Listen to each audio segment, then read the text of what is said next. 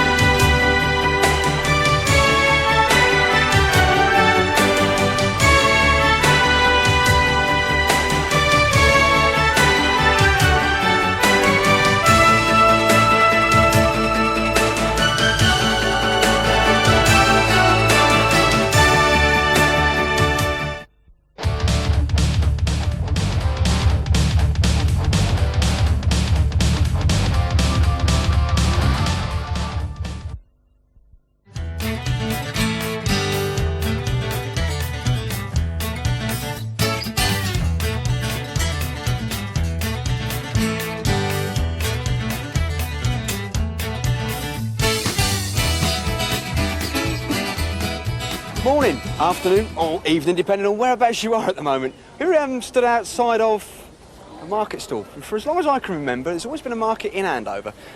Probably more of you sort of like experienced or elder people would know it from years and years back. We thought we'd come down and take a walk around and see what we could find out with some of the local traders. Because they're quite interesting, some of the characters you can find here. So we're going to have a look.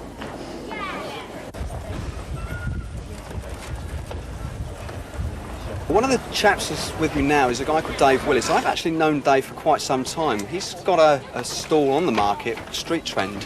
He used to have it up at Howard's Arcade before that burnt down. David, tell me, how long have you actually been on the market? On Andover Market, about 4 years. Actually doing markets, either on my own or with a partner for 6 years. Yeah. You're actually moving up, you've got a shop up at the George Yard next door to here, Wax. Yeah, that's just a temporary premises at the moment, and both Paul and myself, which is Street Trend is myself and Paul is Earwax, hope to go into a unit in Union Street, possibly the middle of September, where I shall have a clothing shop on the downstairs, and Paul will have a record shop upstairs. You still got to be trading under the same name as Street Trend? The business name will remain Street Trend, but we're possibly looking at the name of Pogo Clothing, which has been dreamt up by the girl that works for me, Lara Wyatt. It's a personal sort of like idea, and I think it's quite a catchy name. So what sort of stuff you actually got on at the moment? Well, we do sort of basic t-shirts, which are fashion conscious, but they're, in price terms, they're sort of like bottom end of the market. The quality's still pretty good, but it's affordable stuff. In the shop, it tends to be more sort of aimed at what people want, so it's not necessarily price conscious, but what they want. At the moment, there's a big thing in clubwear, which is all related to dance sort of music.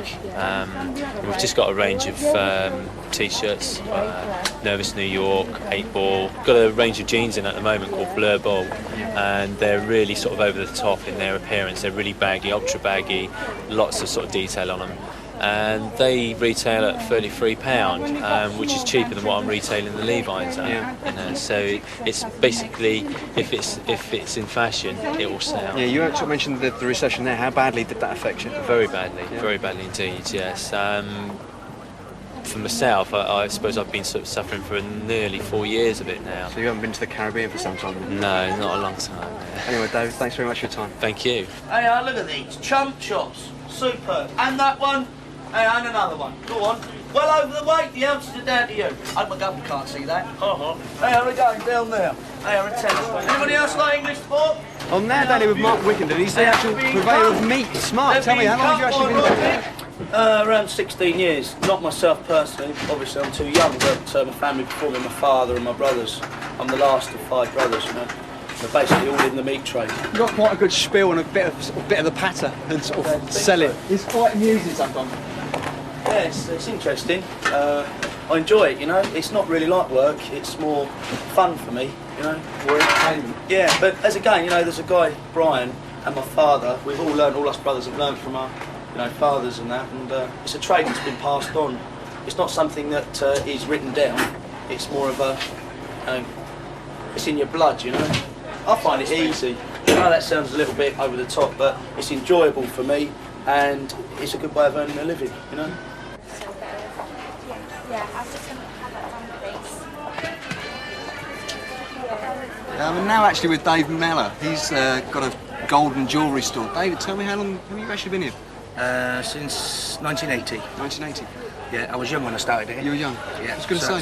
13 years, unlucky for some. What cheese, love? Next door. It's great, isn't it? Yeah, it's easy, isn't it?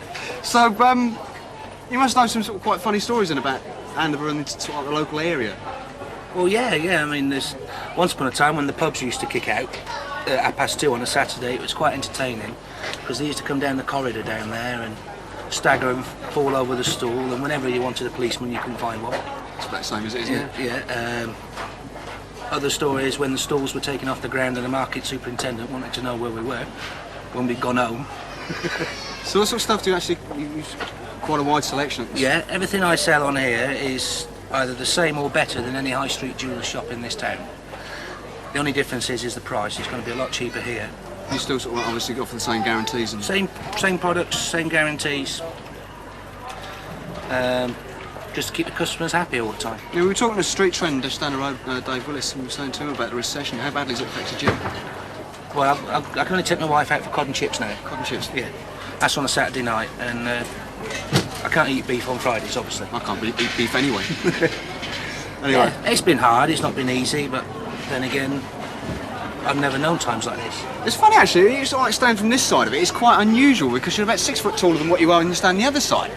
I mean, I don't know, I'm only a short chavvy with little legs, but I mean, yes. About 3 foot off the ground here. You got your platforms on, haven't you? I'm doing a Naomi Campbell. If I'm not careful, I'll fall off the thing. Anyway, platforms on. David, it's very nice to sort of speak to you. And Thanks you. very much. Thanks very much, Thanks David. for your time. Be lucky. And you, mate.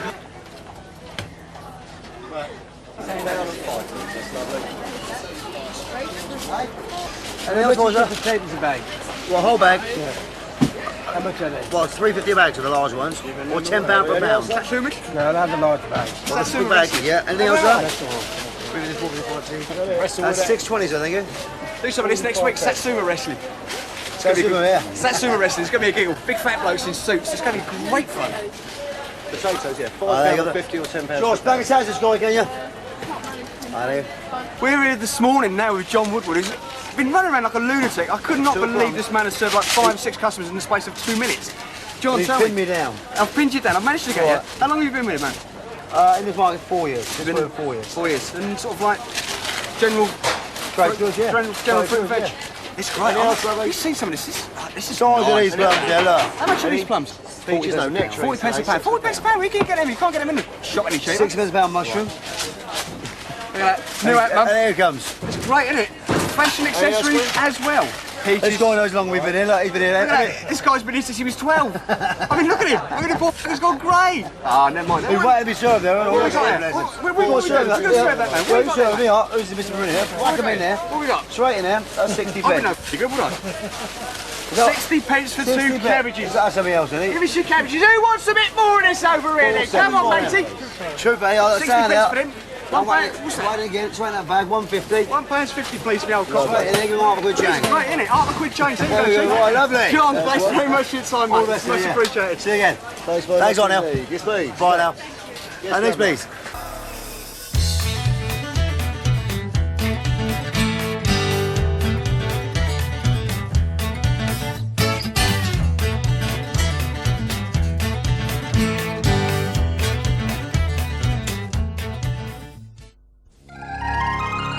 Looking for that special job? C&M Employment Services provide a complete, permanent and temporary recruiting service. Our rates are reasonable and we offer a professional and personal approach. Ring us on Andover 351 851 for further details. Yeah, this is Towns Television, yeah.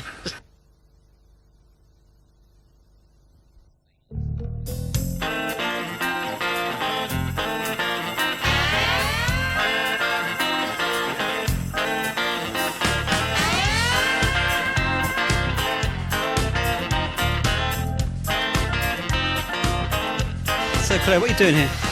Well, I'm just entering a competition for Nikki, who's doing my hair. Well, it's actually her that's entering the competition. It's for Miss Hair and Beauty, I think. Is that right? That's in London, yeah? We're just going to do the photo shoot now, just to Oh, right, okay. get into the finals.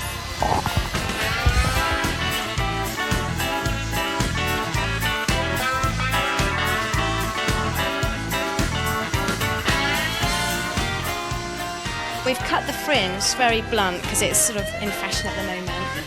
But she's got a really great face and her eyes really show up. So with a shorter fringe, you can like see with the eyes. We've put a colour through it. It's taken quite a long time to build the colour up. Just bleached through the ends just to give it that sort of extra kick. But she's got a nice face, so it's easy to do. So what's going to happen now after these photographs have been taken?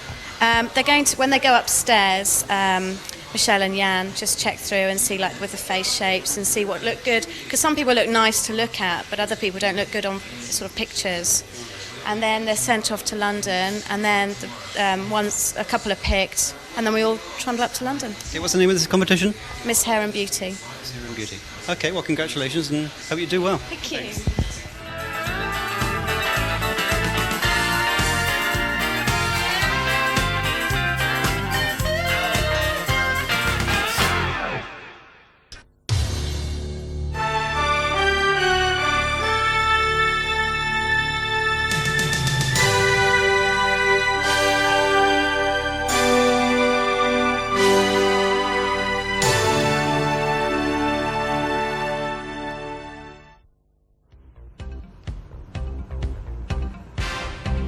On the road just out of Hurstbourne Tarrant, on the Newbury Road in actual fact. We're going to go to one of our friendly hotel owners, because I think this car deserves the ideal setting. Such beautiful lines on it.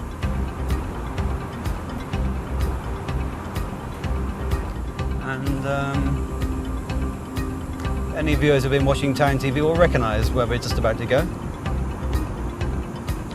And if I can get Steve, the cameraman, to do a good shot of the hotel sign as we go in, all you guys will know too.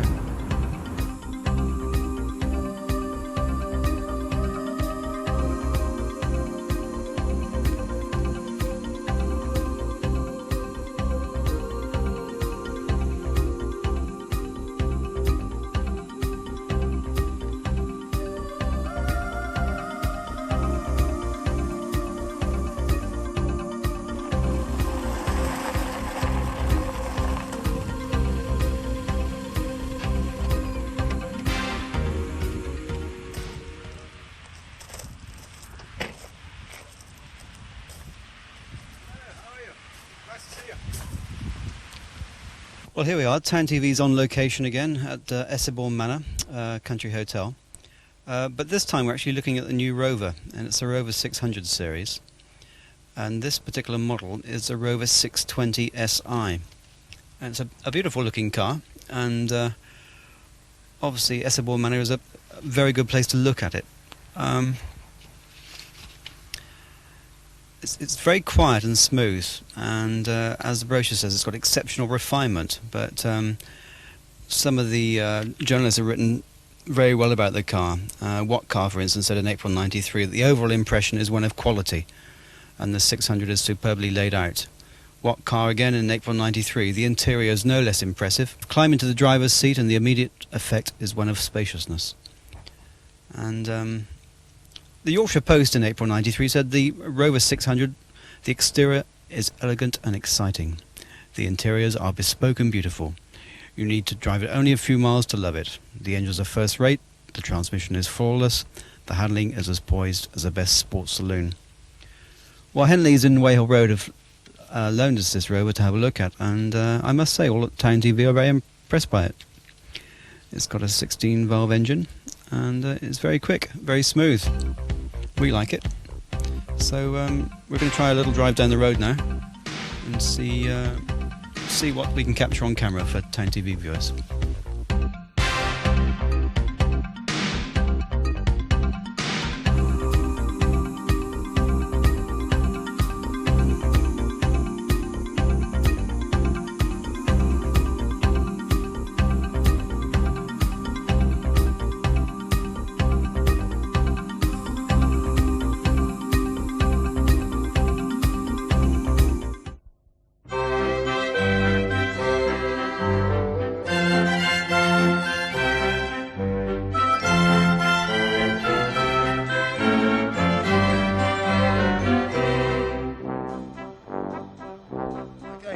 few and far between. This was made by my father and his 4 brothers in Wolverhampton in 1930. The Stevens brothers, they made the AJS motorcycles from before the First World War up until 1931. And they diversed and went into cars, and they also did buses and coaches and things like that. And this was one of the last motor cars that they made.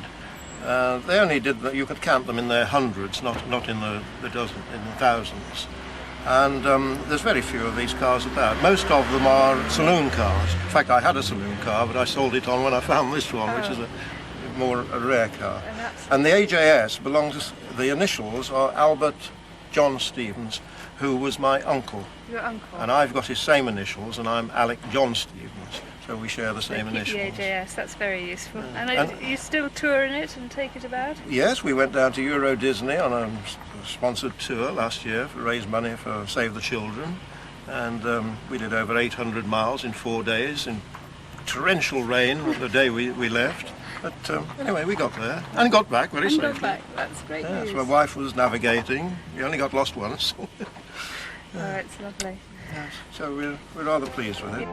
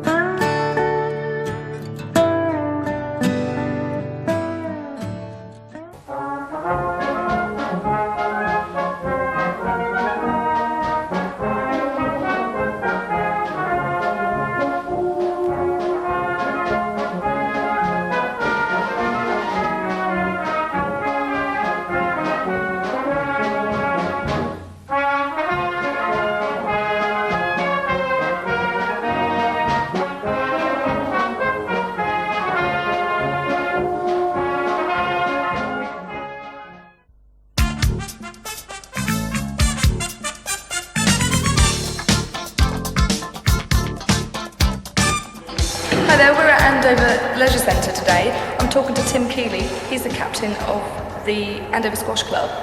How long has this club been going, Tim? We've had a squash club in the Andover Leisure Centre for the last 5 years now. We run 4 teams in the Wiltshire League, 3 men's and 1 ladies. A lot of people think, what's Andover Squash Club doing playing in the Wiltshire League in Hampshire? Well, the reason for that is that 3 or 4 of us play in the Hampshire League, and we like a change and different scenery, and meet new people, which is what sport's all about. The first team won the Division 1 last year and were Wiltshire League champions, and the 2 other teams, the third team got promoted, the ladies won their league, and the second team got promoted as well. So we've got a thriving little club. We've got approximately 35 people that join the club each year.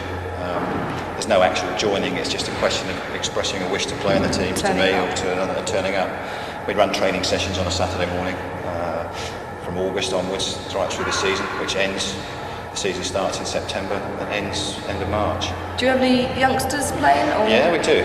We run a youngsters Saturday mornings in here in the courts.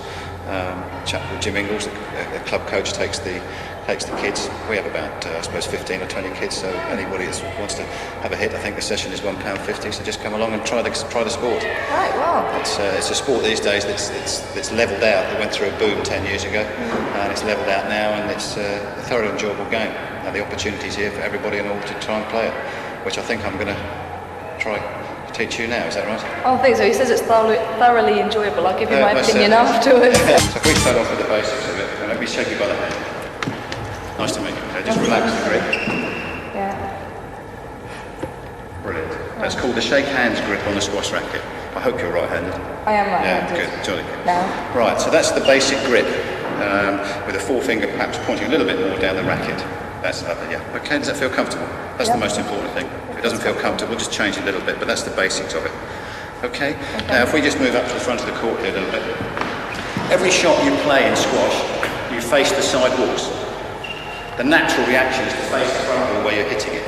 I don't know how much you know about the rules, but we're not here to discuss those today. So really what we're looking to do is for you to hit the ball onto that front wall and come back towards the back wall again. Anywhere on the wall or anywhere on the wall to start, mate. We're not really interested in that. But obviously, the further you hit it on the front wall, the further it will come back. The higher up, it's a big wall, the front wall, it's the biggest, highest wall. So the further you hit it on there, the further it will come back. Okay? So we'll just get you hitting it basically to start with. I'll hit it onto the front wall. You move your feet around and hit the ball back to me if you can. Okay? The basics of it are perfect. You're facing the side wall when you hit it, and you actually had your front foot forward. The reason you put your front foot forward, yeah, you did have it forward earlier. But the reason you had it forward is so that you can bend the knee, which brings your head over the ball. If you haven't got that foot forward, you'll lean back, and the ball goes over. Try and bend that knee. As soon as you bend the knee, as you'll see, you bend the knee, your head comes forward. If you straighten the leg, your body's swaying backwards, which means your head's nowhere near the ball. And the reason your head has to be over the ball is so it's stationary as you hit the ball. If your head's moving around, you've got no chance of hitting the ball.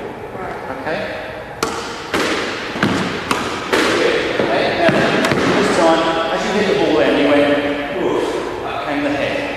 Okay? What you must try and do, as you play the ball, don't move your head up like that. Try and keep your head stationary. So after you hit the ball, watch the ball hit the racket, and then keep your head in exactly the same place and count to 3. 1, 2, 3. So don't hit this one, but you get this effect. 2, 3. The thing comes straight back to you. What was happening just now, as you were moving your head, the head was coming up, which means you were hitting the ball probably there, and it was going back over the shoulder. Going straight back to me. Okay? Right.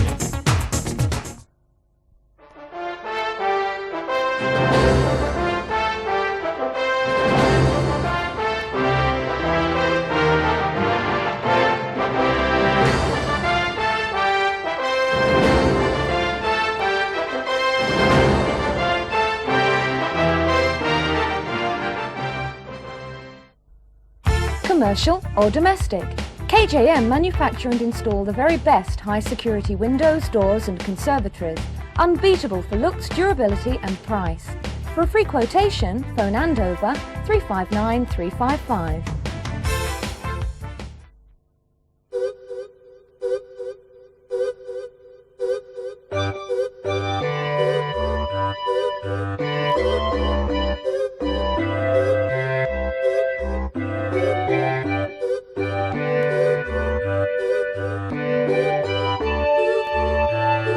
Postman, we're trying to raise funds for a trip to Croatia with Colin and Delia Bolden going along as well.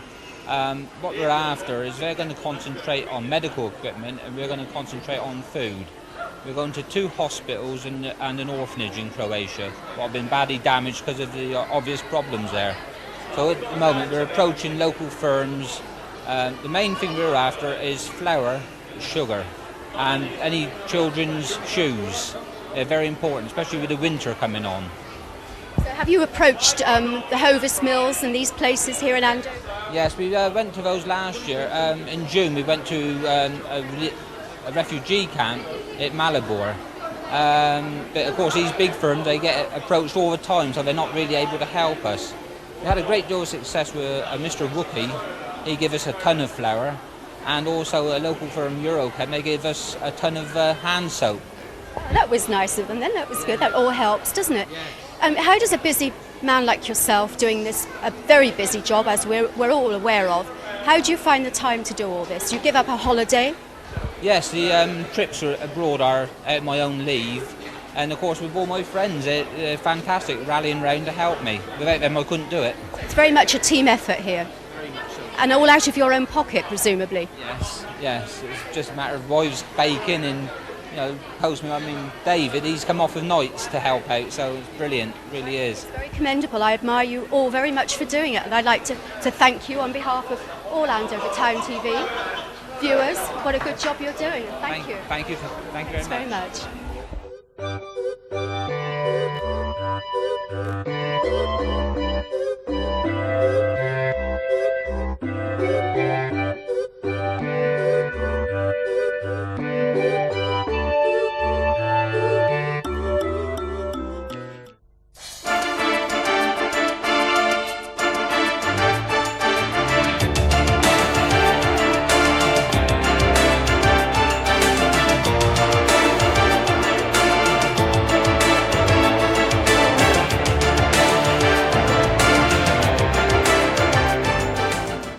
This should give you a bit of a clue what we're doing today. We're at the Leckford Estate fruit farms, and behind me are rows and rows of apple trees and orchards and all that sort of thing. I'm going to go and talk to Tom Palmer. He's the manager of this area of the fruit farm. Let's just have a taste of this one first. Just going to have a look. Very nice too. How long have you been here? Since 1981. And what actually involved in your job? The day-to-day growing of the crop, which is fairly time-consuming, and also the selling of the resulting apples once we've grown them, and their storing and so on in between times. Yeah, and do you have many staff here? Yes, we have about 20 overall, but we have an extra perhaps 40 or 50 in the picking period, which will start in middle September. Is that mostly students and things like that as well? Everyone from students to old age pensioners. Just coming out for a nice day in the summer, I suppose, yes. picking all the apples. Yes. You're going to show us a few of the varieties you've got here, aren't you? Well, these are Cox, the main variety which we grow. Yeah. And it's still the most important variety for English growers, and I think it's particular to England. It's I like to think of it as the champagne of apples, really. It is the finest flavour. But we have other sorts too, Discovery, Katie, which you'll probably see in the pack house in a minute, and Bramley cooking apples, of course, and quite a few others like Russet, Lord Lambourne. So these ones here, are these ready for picking yet or not? Not quite. They'll be ready in about the middle of September, and then they'll be picked and stored, and they'll gradually mature in store. So you pick them before they're fully ready? Yes, yeah. In effect, yeah.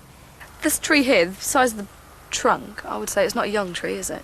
Or is it? No, they don't grow that large now. The trees are kept fairly small, so they're easy to pick. We find people are very reluctant to climb ladders, and so. I would be. And also, it gives better colour, and it's easier to maintain and spray and look after the tree in general. So, that's about full-sized and has been there just over 20 years. 20 years, goodness. How long has this farm actually been here then? I think the farm was started by Mr. Lewis originally in about 1938. You haven't got apples on all the branches, you've just got them in clusters, haven't you? Why is that then? Well, they do. The tree can only really take so many apples, and I would think that the particular area you're looking at is fully cropping. And for instance, this part will probably crop next year. Oh, so the apples will be on this branch as opposed to this one? And then maybe this piece will be cut off because it's become too low. What things do you use the apples for then, obviously, apart from selling? Well, most of the fruit is for best quality dessert apples, but we also use any cull fruit that's not fit for consumption. For wine or cider or juice. We usually sell it and somebody else makes it. Oh, right, so you don't actually make it here on the premises? No, we don't make it on the premises, but people do use our fruit and make it for us to sell. Oh, right, so they bring it back to you then? So it comes back again as a finished product. So have you tried it then? Oh, yes, the wine's very good, and we do also apple juice, which has proved probably more popular. It's most important that fruit is handled carefully, and we always say that an apple should be picked rather like taking a cup off a hook. In other words, you catch it in the palm of the hand and then gently lift it away, not with the fingers or grabbing 2 apples at once. They have to be handled carefully so that the fruit is in unbruised condition when it's sold, because I expect you as a customer wouldn't buy them if they were bruised, and certainly I wouldn't. And then what happens to them then? Then they go into large containers and are stored in our controlled atmosphere stores. So they're both chilled, and the air is low in oxygen, which makes the fruit last a long time. It slows down the ripening process. It's quite complicated to do, actually, and very expensive to build the stores, but it is essential to do that so that you can have fruit perhaps for 5 months of the year, which... As opposed to just 1 month or something like that. Should we go and have a look at a few more trees down here? A bit more? Yes.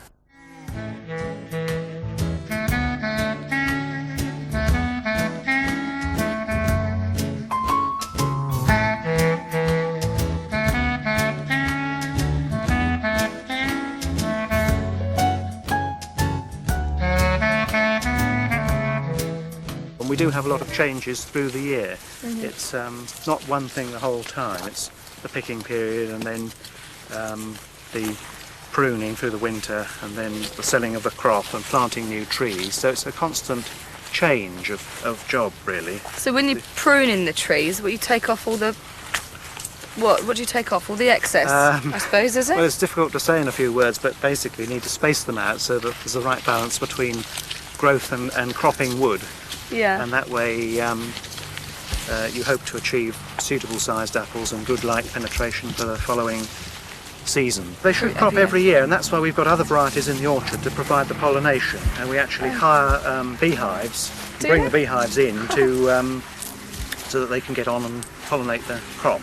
Oh, lovely. I bet it looks pretty in the spring, doesn't it? It is, yes. It's very nice. It's quite a nervous time because you're always afraid you're going to get frost, of course, then. And frost is fairly devastating to fruit trees in bloom.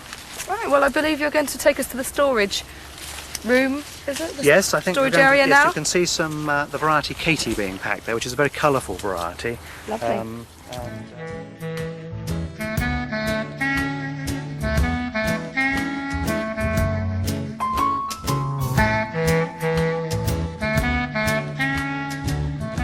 This is Rupert I'm talking to, the foreman of the warehouse, is that right? Or the pack house? Packhouse foreman, yeah. And also look after the stores. We have about 800 tonnes of cold storage, of which about 500 tonnes is controlled atmosphere storage, which means that you can take the apple down to very low oxygen levels, and about a temperature of about 38 degrees Fahrenheit. Yeah. There we are, got it really right, 3.5 degrees C. And which means you can actually keep the apples around from about September around to about March, April. Oh, so quite a while then. So quite a while. Is this where they go straight after being picked? After being picked, into the bins, and then they get put into these cold stores. Lovely smell on these early varieties. Oh, smell that. It smells lovely, doesn't it? We've just got a few bins laid out on the floor just to let them cool down quickly. Yeah. And then when we're picking the cocks, they would actually be stacked up 6 high, and you get about 300 bins in a store, 324 bins in a store. Wow, there's quite a few, isn't there? Oh, I'd live in here, it smells lovely. It is very nice, actually, the smell of the early season apples. They're very aromatic. Yeah. Very nice. Do you get sick of it? No, not really.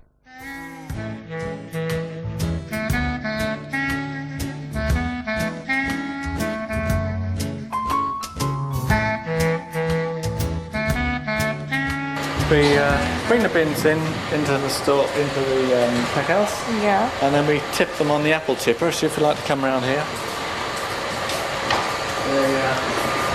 They're tipped out of the bulk bin on its side, slowly brought up. There's a brush in front to stop them rolling out too much. And then they're taken out onto the conveyor belt.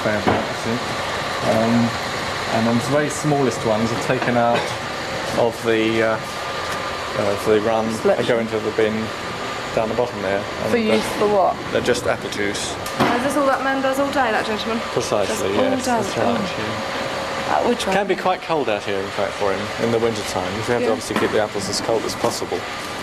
Yeah. And so what's next then? Right, if you go like to go into the pack house. Go on to the other side. Go into the next phase of the operation.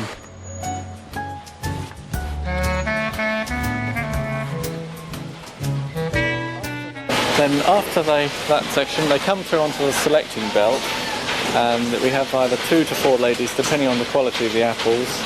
The apples are taken out onto either the Class 2 bay, so obviously Class 2 apples coming out onto there, but the Class 1 apples are allowed to send on onto the weight sizer. Any cull, again, they find will go out on the chute and down into a bin.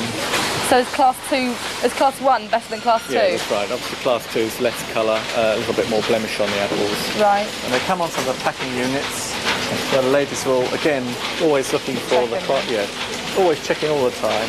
They have quite a good eye for the size and the these colour. are the big ones. Why is this little one escaped then? Just a couple that they normally get double cupped, so they just fall in here. It's just the way it goes, you know. And then they're actually ready, are they, to go in the boxes? They'll be ready in the boxes. We pack into these 30-pound boxes. Just put these Duflite apple dividers. There they are, pretty good. And then we just put a dividing layer of cardboard in between.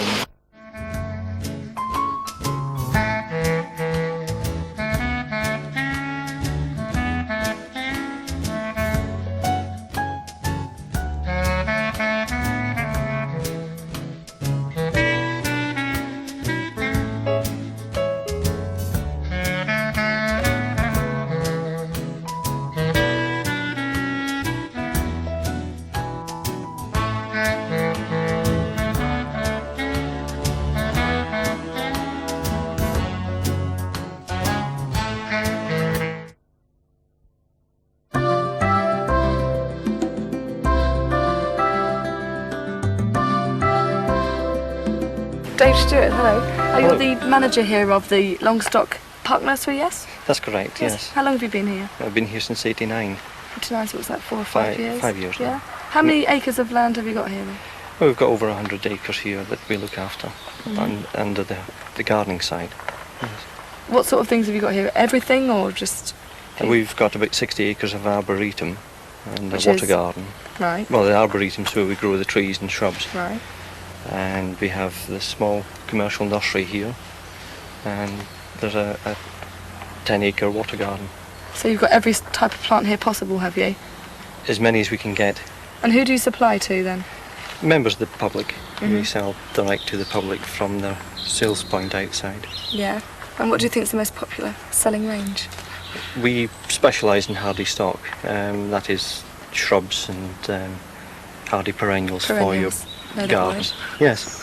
I know a little bit about gardening. I think I'm going to learn a few more things as we go round. What's the first thing you'd like to show me then that's here? Well, this is the wall garden, which we use as the growing on area. We specialise in the unusual.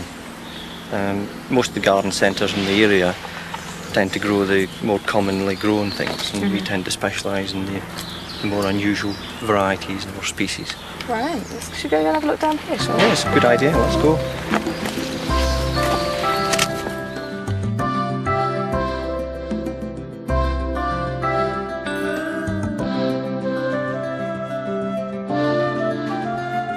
We grow quite a few aquatics, mainly because we have the water garden, and then we specialise in the water plants to complement our range for the customers.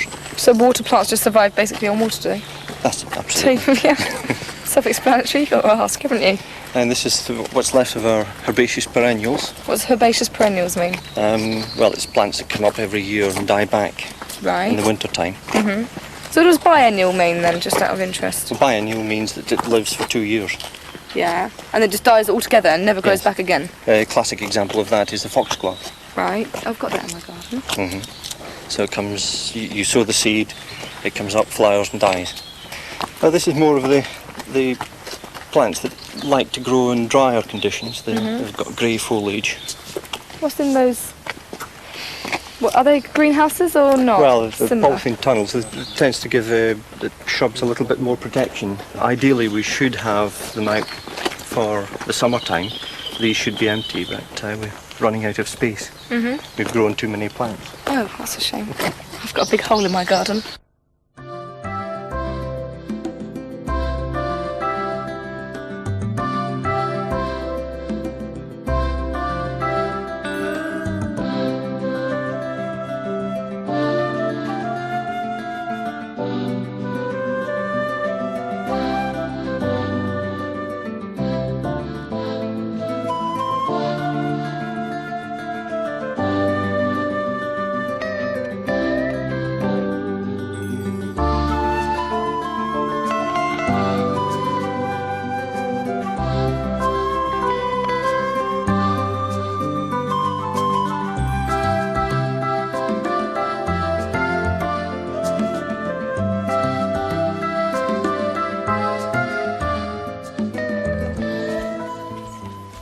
Grown here then?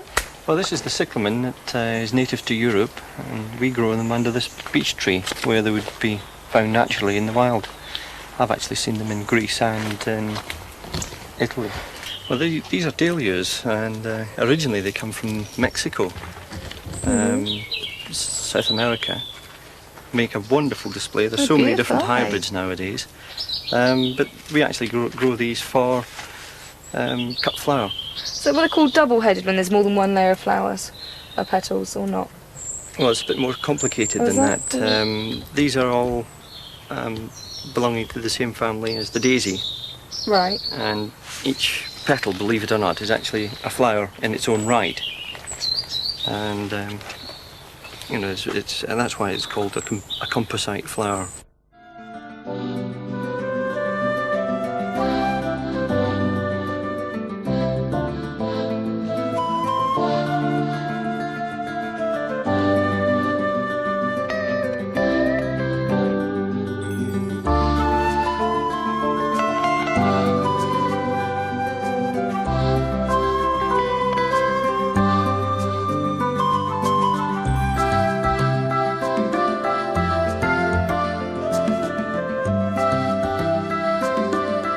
Dave, this has been very interesting. It must be very tiring for you working here.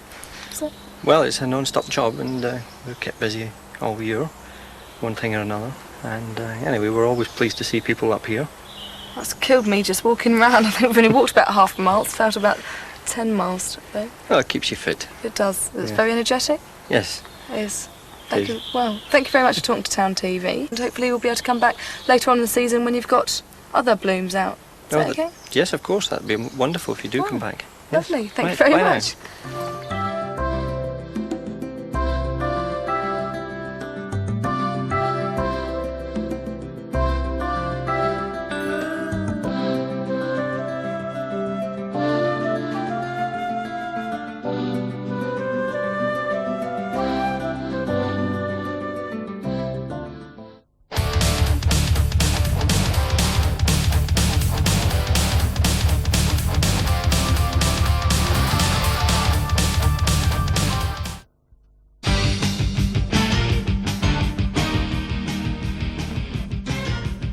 AB Training works to provide quality training, matching people's skills and potential to the needs of local employers, achieving greater prosperity in the community.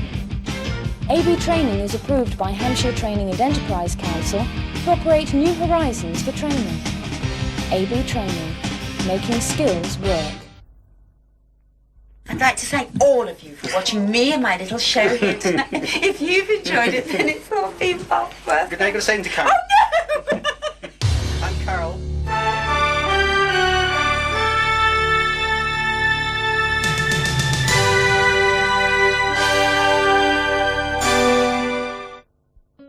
Susanna Dressmakers are specialists in bridal and evening wear, day wear, children's clothes, alterations and repairs. Susanna, now at 92 High Street, Andover, above County Sewing. Telephone Andover 337139. County Sewing at 92 High Street, Andover is now under new management. We supply and service leading brands of sewing and knitting machines. We also stock dress patterns, Rose and Hubble dress fabrics and haberdashery. County Sewing, 92 High Street, Andover. Telephone 324 060.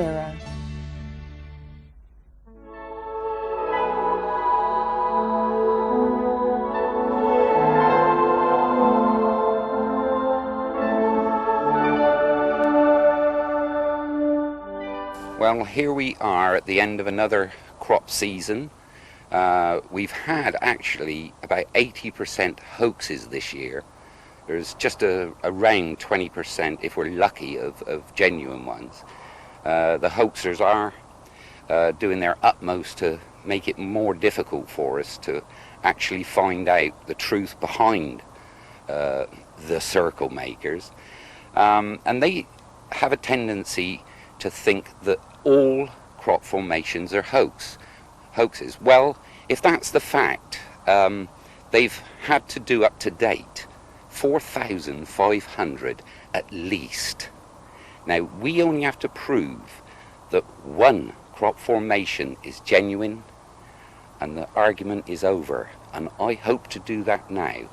I'd like to introduce you to Brian Tubbs and his story.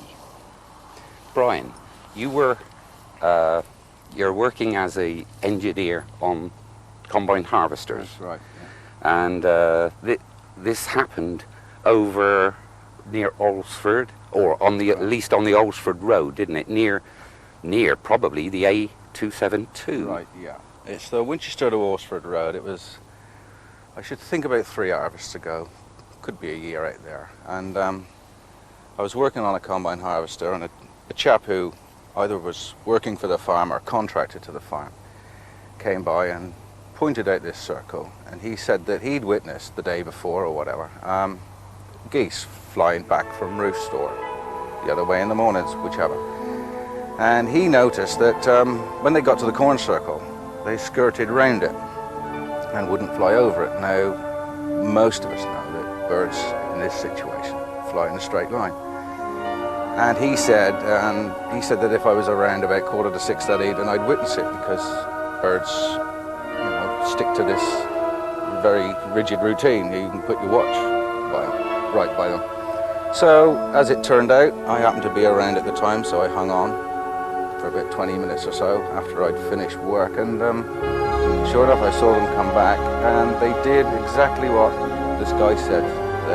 A bit like taking your car round a roundabout. They literally went round it, and then when they'd got round it, they took up their original course again, and carried on back to wherever they were going. Incredible. Yeah. It's a strange thing that animals seem to have this sense. I can remember as a young boy when somebody died in our street that the next door neighbour's dog howled for 24 hours or something. They seem to be nearer the situation in hand, nearer Earth. They also, geese have been known to start squawking when earthquakes are going to happen and that. So this there's something connected with their flight. We have found that compasses have spun in certain circles, so there might be a magnetic field thing going on here, so we don't know, but it's at least a damn good story, I think, It's at least another one for the count. Although the crop formation season is now at an end almost, and the last corn's taken in, there are still things that do happen out there in the fields, and there are a lot of us watching. So if we learn of anything else, you'll be the first to know. This is Reg Presley, signing off.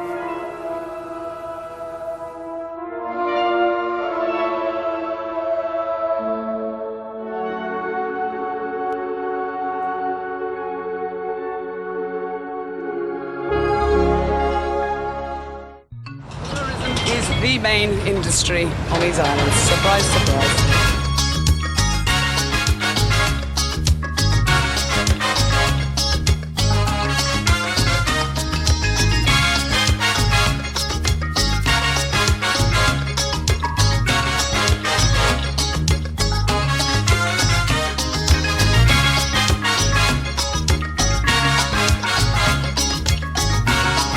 Yeah, go on, give us, what have you got?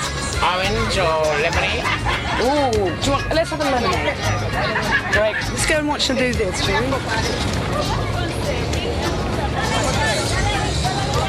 These fresh lemons from the island? No, not from the island. No, not from the island. The orange is from the island.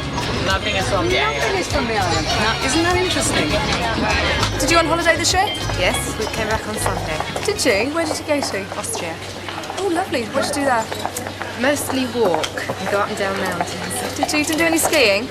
No, there's no snow. Wasn't there? This time of year. Oh, wasn't there too warm, is it? Oh, yes. Very hot, over 30 degrees. Was it? Oh, it's warmer than here in Austria then. We know that next time we go on holiday. So you got a bit of a suntan, did you? That's a lot. Not a lot. Have you been on holiday this year? No, I haven't actually. Oh, he hasn't. I thought he had actually. 'Cause English he looked nice tan. and fresh. Is it? Yeah. Fake tan? No, it's nothing fake. Have you been on holiday this year? Yeah. Yeah. Where'd you go to? France. How long? 2 weeks. Oh, that's nice. Was it nice and sunny when you were there? Yeah. What else did you do? I went to see one of my friends who lives in there. Yeah. I went to the beach and different towns and just lazed about really. Did you get a suntan? Not much. We're off next week. Are you? Where are you going? Great Yarmouth. Great Yarmouth. And what are you going to be doing there? We've got a trailer tent. We're staying down there for a week. Did you go on holiday? So was it good fun? Did you play in the beach? What else did you do? Play in the swimming pool. In the swimming pool? And what's your name? Toby. Toby? That's a nice name, isn't it? So do you plan on going on holiday next year as well? Yeah, well, my parents live out there, so we go every year. Oh, lovely. Do you have a holiday in England? No, not really. No, why not? Well, it's never warm enough. Never warm enough. Is that the only thing that attracts you, would you say? Or it's the other sun, things? yeah, sun. it's the sun. And the cheap prices of the holidays and things. Mind you, you wouldn't have to pay for your family, would you? But it's flight only, so Right, it's not too bad. Nice and cheap. So there's 4 of you, is it? 3 of you? Four of you. Lovely. Well, hope you have a nice holiday next year and hope you have a nice time back in Andover. Thanks so much. Alright, thanks, Bye-bye. bye.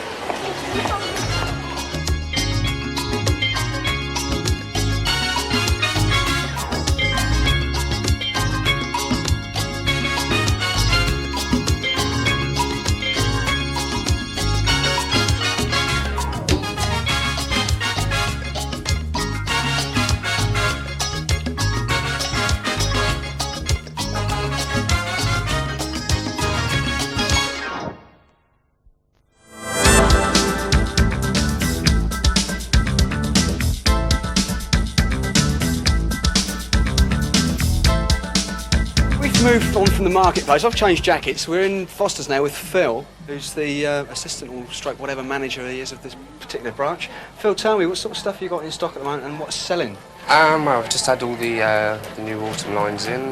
The jackets are selling quite well. All the different colour jackets, as you can tell. As I can tell. Jonathan Ross, mate. We've got the jumpers just coming over there, all the autumn wear. They've started to sell quite well. Yeah. We've got promotion just started, the 2 for £17, the sweatshirts. They go really well, they always do. And t-shirts, the autumn colours coming in.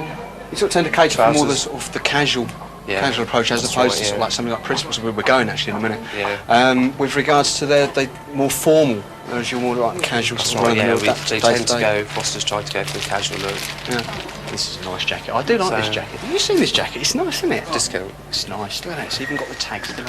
It's great, isn't it? Come to Foster's and get kitted out for nothing. So what else do you sell in the shop? What else The have you shop, got? well, we do the accessories like ties. We just had the new shirt and tie sets in. Are they going quite well? They did last year. They've just come in this time, so hopefully they should go well. The boys' wear, which is down the bottom there. I mean, I remember when I was at school, platform shoes and whacking great big wide flares and belts and sort of buckles up to your chest and sort of pockets so you could put everything and anything in. Has it changed very much at all? I think it has, yeah. I mean, you've got like the blazers where we sort of never used to wear sort of when I was at school anyway. We used to have blazers, but not sort of... No, not the sort of... They're trying to go for the sort of the smart look now, where it's all the same sort of style. But a lot of the kids don't actually like all this stuff. They prefer to wear a sweatshirt and baggy trousers. So sort of like the days of the regimented school blazer and the badge and the tie have all gone. That's right, yeah. They still try and sort of do it, but they tend to try and get away from it. You still find the kids kicking and screaming, I don't want to go in there, Mum, don't take me in there. Yeah, they do, that's right, yeah. They always sort of come in and, oh, I don't like that, no, I'm not wearing that. But, you know, the mums buy it, so they have to sort of wear it. Nightmare. Yeah, it is. Also, you've got like the waistcoats, the smart trousers, all the different colours shirts as well. So. I mean, they're ideal actually for sort of people that have got weddings coming up and things like that. Yeah, if they want to come in. A lot of people do come in and say, you know, we want a waistcoat for a wedding. You know, what have you got? So we're starting to get some of the new ranges in. So I was walking actually through town about 2 weeks ago, and a woman came up to me and said, "Where can I get a tie for a young man or a boy or whatever?" We always get asked that. We don't do them. No. They used to a couple of years ago, but they've stopped because it was sort of, you know, not in great demand. There's a lot of places they don't actually stock ties No, now that's for right. kids. No, belts as well and underwear as well. Yeah, underwear. Now there's a thing, underwear. You find that most people, blokes particularly, I mean you know about this, you can't go into a shop and buy your own underwear. You either send your mum, your wife or your girlfriend. Well, they've got boxes of stuff up here. There's loads and loads of boxer shorts, wife fronts, you name it, they've got it. Come and see them in Foster's, they're very helpful. They're nice people. They've got some nice fashions. Thanks very much, Phil. Thank you very much. Thanks.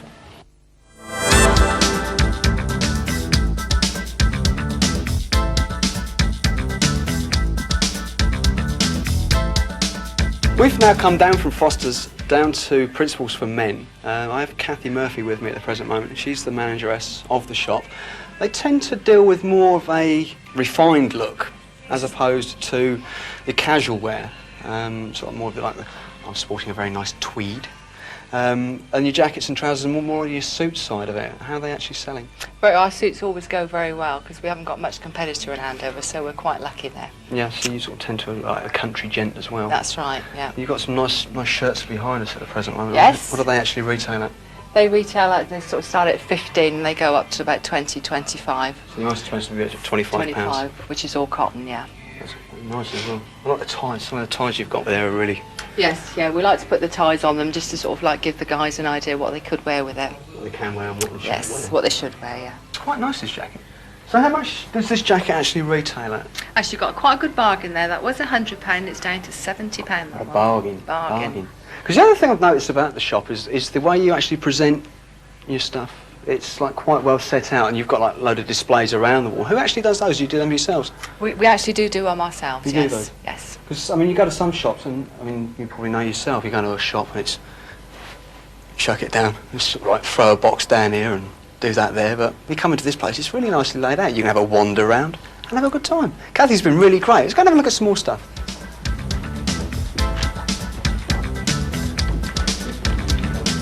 The other thing you do as well is you've got like the casual wear as well that you actually sell.